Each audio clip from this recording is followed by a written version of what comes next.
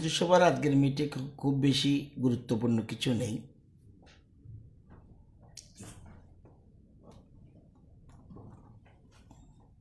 একটা বিষয় আপনাদেরকে অবহিত করব, সাংবাদিক বন্ধুদের।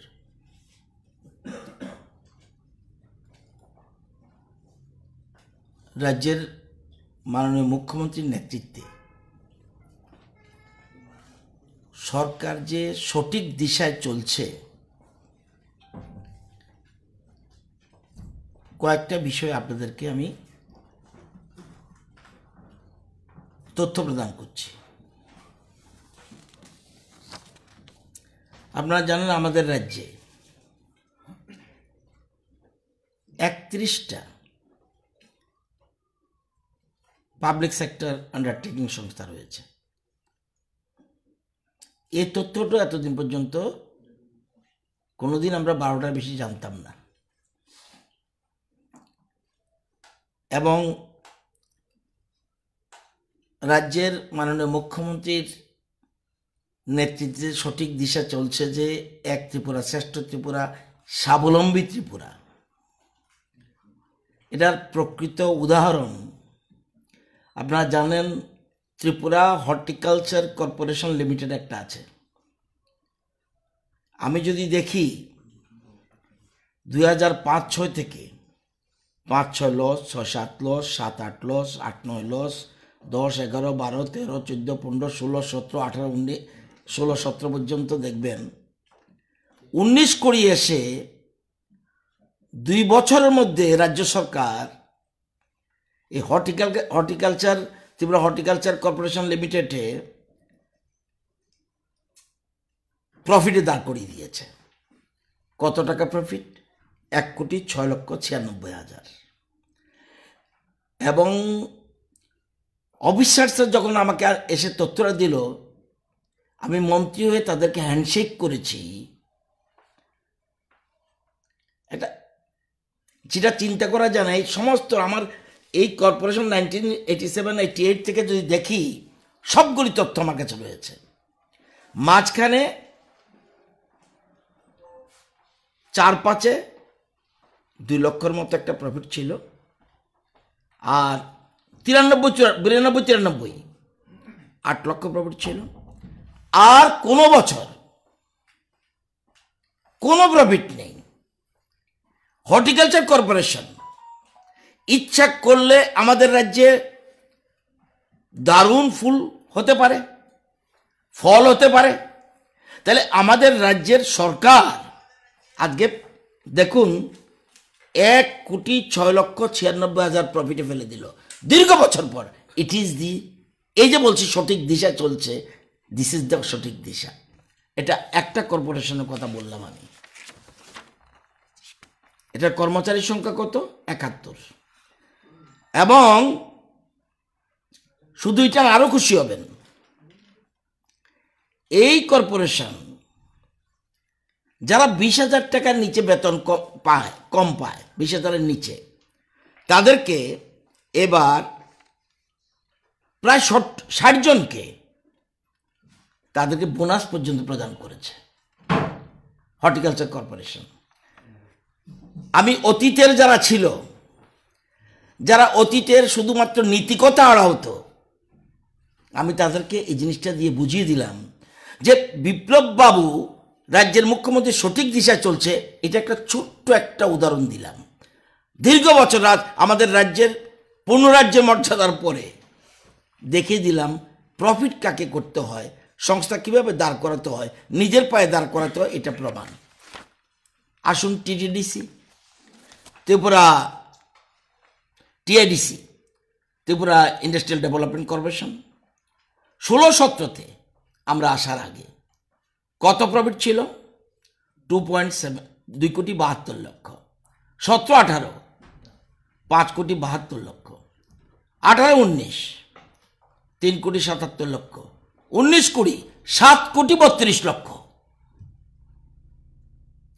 ইচ্ছা করলে, এই যে আমরা বলছি, আমি যে বারবার আপনাদেরকে বলছি, আমার কাছে তথ্য এখনো আছে, যে আমি বারবার বলছি যে 2.5 বছরে 25 বছরে যা শিল্প স্থাপন করতে পারেনি, 2.5 বছরে আমরা বড়টা পারিনি। আমি আরেকদিনও বলেছিলাম আপনাদের তথ্য দিয়ে যে বড় শিল্প পারেনি, ক্ষুদ্র মাঝারি শিল্প স্থাপন করে আজকে 7,32,00,000 টিআইডিসি প্রফিটে রান করছে। কর্মচারীর সংখ্যা কত? 48। ট্যুরিজম ডেভেলপমেন্ট 16-17-তে প্রফিটটা কত ছিল? 2,68,00,000। 17-18-তে কত? 3 কোটি। 18-19-এ 3,05,00,000। 19-20-তে 3,51,00,000। এত রকম করোনা থাকা সত্ত্বেও 19-20-তে প্রফিটে দাঁড় করিয়ে দিয়েছে। এমপ্লয়ির সংখ্যা কত? মাত্র 112 জন। Tourism development corporation.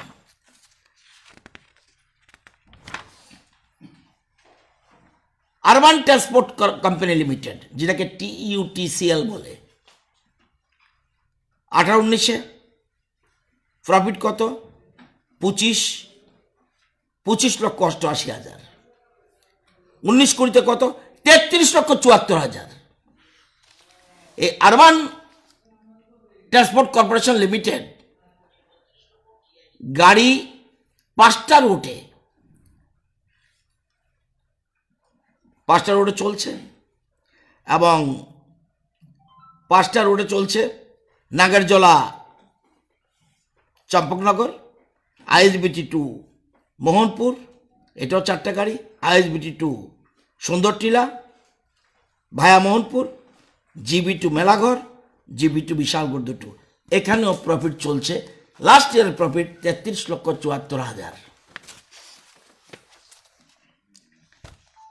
Tripura tea development corporation আন্ডারে কটা চা বাগান আছে? 3টা চা বাগান আছে। কোথায় কোথায়? ব্রহ্মকুণ্ড, কমলা সাগর অ্যান্ড মাসপাড়া। আমাদের ফ্যাক্টরি কটা আছে সরকারি চারা? যেটা ব্রহ্মকুণ্ডের দুর্গাবাড়ি। আপনারা জানেন অপারেশনাল প্রফিট 16-17 প্রফিট ছিল। অপারেশনাল প্রফিট কতটা, যাতে কোনো মতে অপব্যাখ্যা না হয়, অপারেশনাল প্রফিট কত ছিল 16-17-তে? 95 লক্ষ। 17-18-তে 65 লক্ষ। এবার আমরা আসলাম 18-19, 1,55,00,000। 19-20 2,16,00,000। ইচ্ছা করলে এই যে আমরা যে সন্তোষবাবুর নেতৃত্বে যে ত্রিপুরা টি ডেভেলপমেন্ট কর্পোরেশন, এই তথ্যতে বোঝা যায় যদি, এবং তারপরে লস। কেন লস? এটা অপারেশনাল প্রফিট। লসটা কেন? যে যারা কর্মচারী আছে 31 জন, 31 জনের যে বেতন দিতে হয়, সেই বেতন প্রফিটতে গেলে এই জন্য লস। তাও আগে ছিল 2,31,00,000 লস, এখন এটা থেকে কমিয়ে এনে 1,84,00,000 লস। তো এটা টি ডেভেলপমেন্ট, প্রত্যেকটি TSIC কত লস ছিল 16-17-তে? 6,60,00,000। 17-18-তে কত? 7,02,00,000। 19-20-তে কত? 3,89,00,000 লস। কিন্তু মানে ধীরে ধীরে সবগুলিকে এমন জায়গায়, আমি 25 বছরের লসটাকে আমি 2 বছরে কমিয়ে দেব বা প্রফিটে ফেলে দেব, it is not physically possible. তারপরেও দ্রুত গতিতে লসটাকে মেক আপ করে কীভাবে প্রফিটের দিকে যাচ্ছে, এটা কতগুলি নজির দিচ্ছি। আসুন, জুট মিল এ রাজ্যের একটা প্রতিষ্ঠিত শিল্প ছিল, এটাকে শেষ করে দিয়েছে। আজকের তারিখে এমপ্লয় আছে 242 জন। আপনারা জানেন যে এখানে আপনার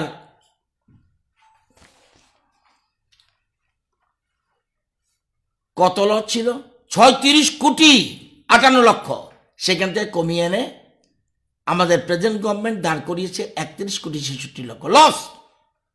কিছুই নেই, শুধু অস্থি কঙ্কাল সার।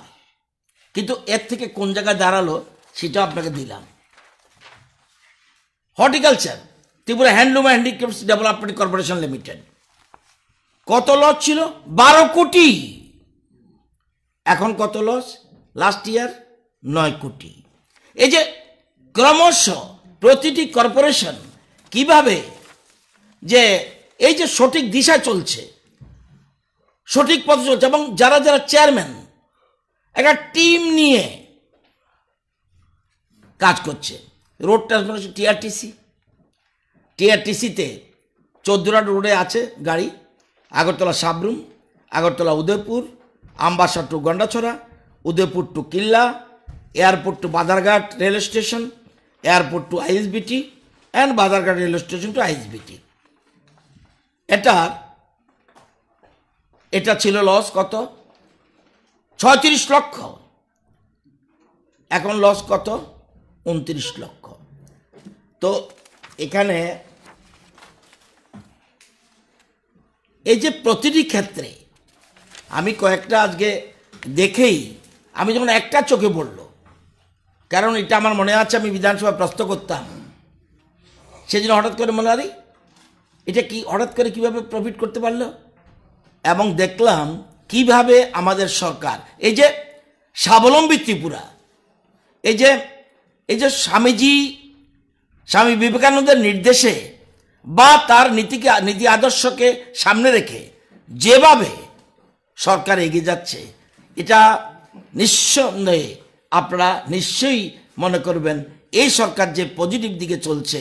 এত কিছু ক্রিটিসিজমের পরেও একটা ছোট্ট কর্নার থেকে তারপরও আপনাদের বুঝিয়ে দিলাম যে পিএসইউ ইচ্ছা করলে প্রফিটে ফালানো যায়। সন্তোষ বাবুরা, অলিক বাবুরা বা যারা যারা চেয়ারম্যান বা সরকারের নির্দেশে যারা চলছে সঠিকভাবে আলোচনা করে, এটা আপনাদের কয়েকটা তথ্য দিয়ে আমি বুঝিয়ে দিলাম what is the position of the state of Tripura. বাকিগুলি একদিন সবটা যতগুলি আছে এর মধ্যে মনে রাখবেন 31-এর মধ্যে গ্রামীণ ব্যাংকও আছে, হিউজ প্রফিট। আমি এইগুলি চিন্তা করলে আপনার, এবং গ্রামীণ bank not only this, north ইস্টের মধ্যে we are the best one bank at the present moment. সেটা আমি তথ্য দিলাম না আপনাদেরকে। আরও কতগুলি আছে, কয়েকটা জায়গাতে আমরা খারাপ জায়গায় আছি, কিন্তু এই যে চিত্রটা আমি গ্রামীণ ব্যাংক দিইনি আপনাদেরকে, তারপরে গোমতী কোঅপারেটিভ আপনাকে দেই নেই, সেটা কিভাবে দ্রুত আপনারা জানেন মাংসতে আমরা স্বয়ম্বর, আমরা একমাত্র মাংসতেই স্বয়ম্বর, কিন্তু মাছে আমরা স্বয়ম্বর নই। মাছের স্বয়ম্বরের পথে আমরা আগে হচ্ছি, মাছের আগে আমাদের দুধে আমরা স্বয়ম্বর হব, কারণ সারা রাজ্যে দুধ উৎপাদনকারীরা দ্রুত তার লক্ষ্য নিয়ে এগুচ্ছে।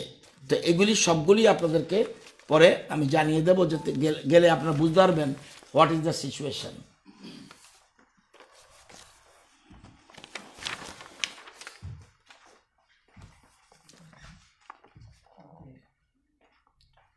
আপনারা জানেন যে কলেজের ভর্তির ক্ষেত্রে আমি আগে বলেছিলাম 1 ফুটও সমস্যা হবে না, একটুকু সমস্যা হবে না। আপ টু 4th রাউন্ড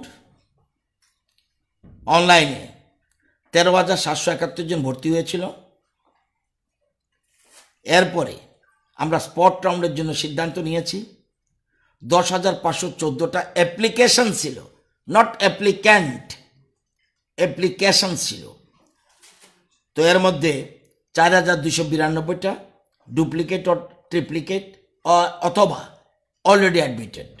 তো আমরা 4,061 জনকে আমরা ভর্তির জন্য অ্যালট করে দিয়েছিলাম।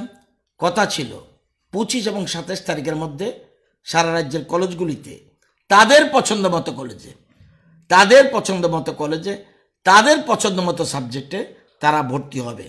আমরা 4,061 জনকে দিয়েছিলাম। ভর্তি হয়েছে 2,825 জন, কারণ 1,245 জন ভর্তি হয়নি মিনস তারা অন্যত্র আসলে অ্যাডমিট। ওই যে বলছিলাম ডুপ্লিকেট আছে, এটা প্রমাণিত হয়েছে। Now question of 2,161 balance. এবং আজকে থেকে আমরা বলেছিলাম 28-29 আমরা বলবো, এবং 2,161 এই মুহূর্তে আমাদের সিট খালি আছে সারা রাজ্যে 3,335টা সিট খালি আছে। 2,161 জন ভর্তির পরেও 1,174টা সিট খালি থাকবে। এবং বর্তমানে এমবিবিতে 322টা সিট খালি আছে। আমি এই যে 2161 জন ব্যালেন্স রয়েছে তাদের উদ্দেশ্যে বলবো 332টা সিট খালি আছে এমবিবিতে, 1260টা সিট খালি আছে বিবিএমসিতে, ওমেন্সে 420টা সিট খালি আছে। রাম ঠাকুরের সবচেয়ে ভয় ছিল, সেখানে পর্যন্ত 372টা সিট খালি আছে।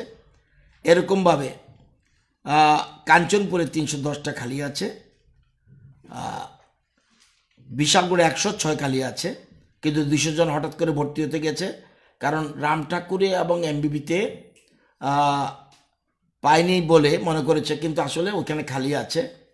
তো উদয়পুরে আমাদের 278 সিট খালি আছে।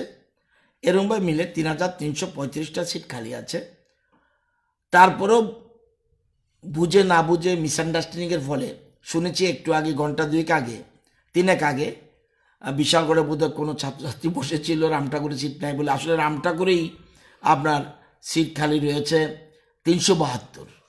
তো যাই হোক, আমার সামনে আমার ডাইরেক্টর ফোন করে, এই যেখানে রাস্তায় বসেছে সেখানে ফোনে লাউডস্পিকার অন করে দিয়ে বলছে, তোমরা কিচ্ছু চিন্তা করতে পারবে না, যেখানে ভর্তি হতে চাও পারবে, কিন্তু হঠাৎ করে বিশালগড়ে 106 জন ভর্তি হতে পারবে, কেউ বললেই 200 করা যাবে না। এই যে 2161 জন ভর্তি হবে, সাবজেক্টটা কিন্তু কম্প্রোমাইজ করতে হবে, কারণ আমার ইচ্ছা মতো এই সাবজেক্ট করা যায় না। তো ভর্তির কোনো অসুবিধা নেই, আরও ভর্তি আছে। আপনাদেরকেও যদি কেউ বলে কোন ছেলে বা মেয়ে ভর্তি হতে পারছে না বা কোনটা ভর্তি হতে চায়, আপনারা বললে, কিন্তু অনার্স নয় মনে রাখতে হবে, অনার্সের ক্ষেত্রে যেটা পসিবল নয়, কারণ এখন মেরিট অনুযায়ী অনার্সে ভর্তি হয়েছে। এরকম বললে সেখানেও আমরা ভর্তির ব্যবস্থা করে দেবো, কোনো অসুবিধা হবে না। এবং যেহেতু অনলাইন, মেরিটে যেমন আজকে সকালেই বহু আগে আমি যখন প্যারাডাইস চৌমনিতে কোয়ার্টারে থাকি, তখন ছোট্ট একটা মেয়ে আমার এখানে থাকতো, তার সন্তান এখন বড় হয়েছে, মেয়েটা ইংলিশ অনার্সে ভর্তি হয়েছে মোহনপুরে অনলাইনে। তো যেহেতু প্রতাপগড়ে বাড়ি, সেজন্য বলছে মেশোকে বলবে, আমরা তো এইদিকে দূরে হয়ে যাবে, সুতরাং সে যদি ওমেন্স বা এমবিবিতে ভর্তি হতে চায় কোনো অসুবিধা নেই, ভর্তির ব্যবস্থা রয়েছে। এটা বলার অর্থ হলো, কোনো এখন যারা ভর্তি হয়েছে ভর্তির পরে ইচ্ছা করলে যদি ওই কলেজে সিটের অসুবিধা না থাকে আমরা শিফটিং করে দেবো, এটার জন্য কোনো অসুবিধা হবে না।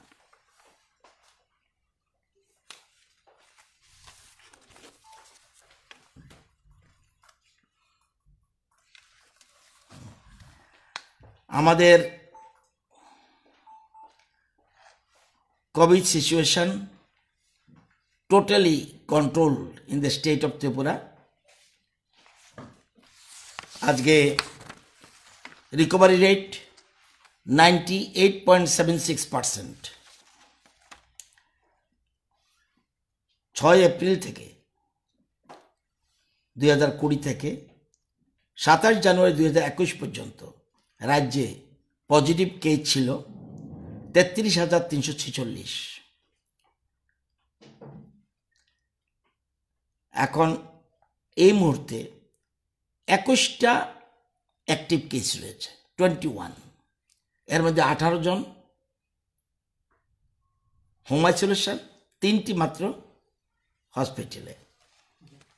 পজিটিভ রেট আজকের দিনে 0.30%।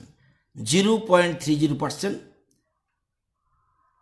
আপনার মে মাসে ছিল 1.15%, জুন মাসে ছিল 2.16%, এবং সেপ্টেম্বরে উঠেছিল 11.84%, অক্টোবরে 6.93%, এখন আস্তে আস্তে কমে এসে জানুয়ারিতে আজকে গতকালের তারিখে 0.30%। এটা অলরেডি কন্ট্রোল। এবং আপনারা জানেন যে 16 জানুয়ারি থেকে রাজ্যে 17টা সাইটে ভ্যাকসিনেশনের কাজ চলছে, এবং আমরা চিহ্নিত করেছিলাম। প্রথমেই বলছিলাম ফার্স্ট পেজ কারা হবে, health care worker is firstly beneficiary at first page, total 45,480, এবং সেন্ট্রাল হেলথ কেয়ার ওয়ার্কারও আছে 566, টোটাল এরা ফার্স্ট পেজে ডাউনলোড করেছে, নাম লোড করেছে। এটা 47,000 আজকে 143, ফার্স্ট পেজটাও বাড়ছে কিন্তু। তো অনেক সময় যে একজন ছুটিতে গেল তা আপলোডিং করেনি সেই জন্য, তো এটাও বাড়তে পারে। তো এর মধ্যে আমরা এই 45,480-র মধ্যে আমরা চিহ্নিত করেছিলাম যে চিহ্নিতের পরে আরেকটা ফেজ করা হয়েছে। 33,657 জনকে আমরা টার্গেট করেছি, যাতে 6 ফেব্রুয়ারির মধ্যে যেন সবাই এটা যেন ভ্যাকসিন নিয়ে নেয়। আমরা এর মধ্যে 33,657-র মধ্যে 20,233 জনকে অলরেডি দেওয়া হয়েছে। পার্সেন্টেজ হলো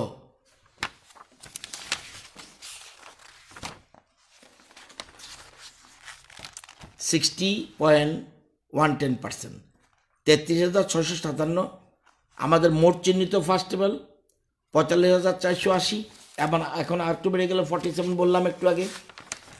এর মধ্যে 33,000 আমরা ফেজ ওয়াইজ দিচ্ছি, এবং অ্যাচিভমেন্ট 20,233, 60.10। আপনারা জানেন নর্থ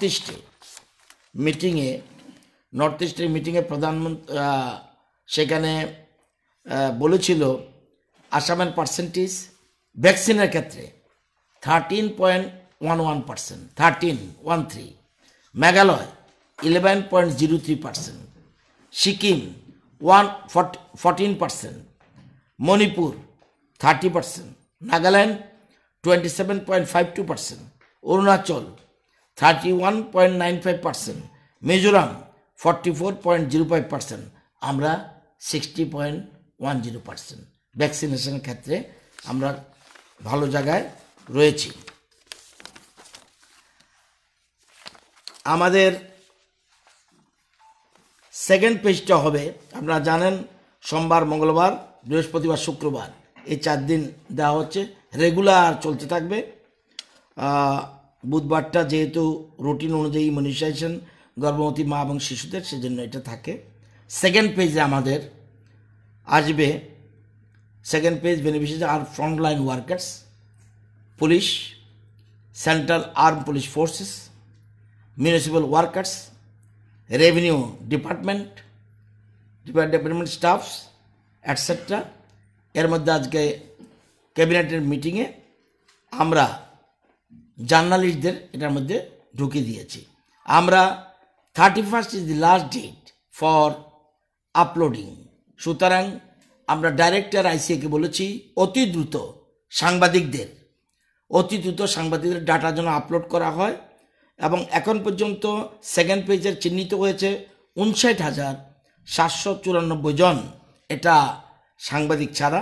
আজকে ক্যাবিনেট অ্যাপ্রুভাল দিয়েছে যে সাংবাদিকদের এখানে যেন ইনক্লুড করা হয়, সেজন্য, এবং 31 জানুয়ারি পর্যন্ত আপলোড করা যাবে।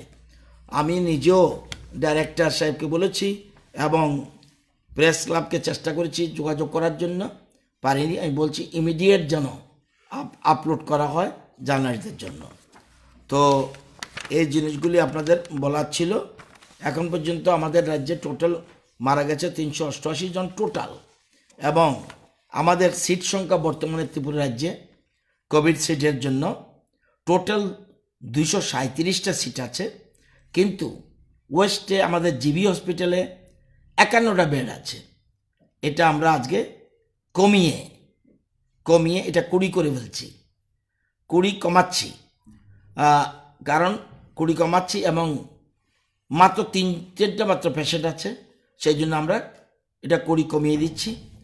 শালবাগান বিএসএফের 150, এটা তারা ঠিক করবে, এটা আমাদের এখতিয়ারে নয়। আইএলএস হাসপাতালে 20টা আছে, এটাও তারা ঠিক করবে, আমরা কিছু বলবো না। রাজীব গান্ধী মেমোরিয়াল এসডিএস যা 16টা আছে, এটাও আগামী দিনে বন্ধ হবে। তাহলে কমে এসে 217 হয়ে যাবে সিট। তবু প্রভিশন রাখলাম এই জিনিসটি আপনাদের বলার ছিল, বলে দিলাম।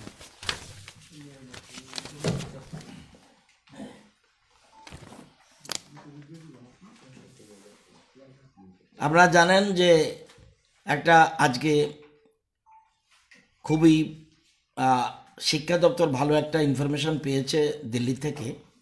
জাতীয় কলা উৎসবে প্রথমবারের মতো 3টি পুরস্কারে ভূষিত হয়েছে রাজ্যের প্রতিযোগীরা।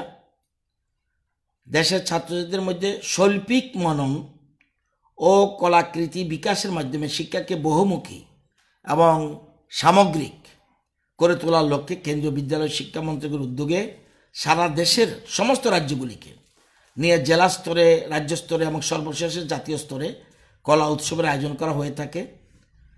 কোভিড-19 অতিমারিজনিত বিধিনিষেধের কারণে এবারকার কলা উৎসব 2020 যেটা অনলাইনে লাইভ সম্প্রচারের মধ্যে অনুষ্ঠিত হয়, এবারই প্রথম ত্রিপুরা থেকে জাতীয় স্তরের কলা উৎসবে অংশগ্রহণকারীরা শিক্ষার্থীর মধ্যে 3 জন জাতীয় পুরস্কারে ভূষিত হয়েছে।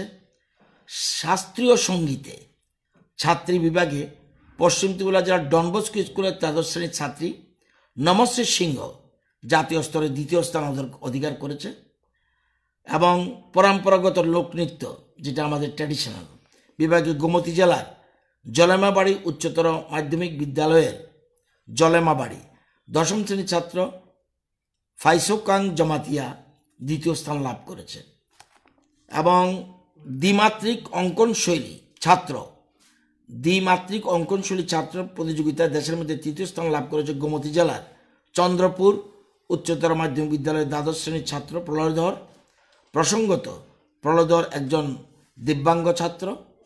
সে 2 পায়ের সাহায্যে চিত্রাঙ্কন করে এই বিরাট সম্মাননা অর্জন করেছে।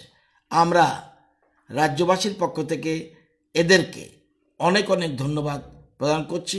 এদের যারা সহযোগিতা করেছে তাদেরকেও আমি অভিনন্দন জানাচ্ছি, এবং যারা আজকে পুরস্কার পেয়েছে তাদের আবারও আমার পক্ষ থেকে অভিনন্দন জানাচ্ছি। এই